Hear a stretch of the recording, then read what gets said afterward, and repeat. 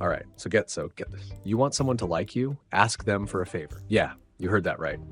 Sounds completely backwards, doesn't it? Like, wait, shouldn't I be the one doing the favor to win them over? Nope.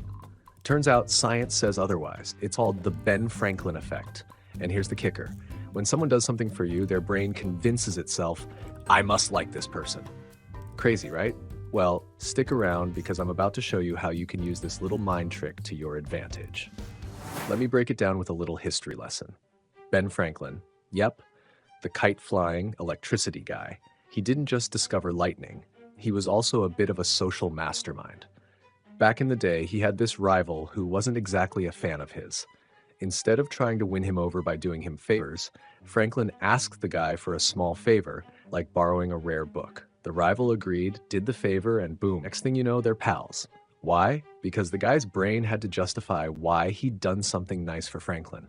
So he convinced himself he must actually like the guy. Genius move, right? And here's the wild part, it still works today. Ask someone for a little favor, like borrowing a pen or asking for directions. And just like that, their brain does mental gymnastics. They're thinking, well, I helped this person, so I must like them.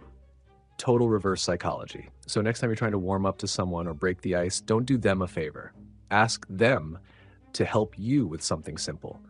Trust me, before you know it, they'll start seeing you in a whole new light, all thanks to their brain playing tricks on itself. It's psychology, it's sneaky, and it works like magic.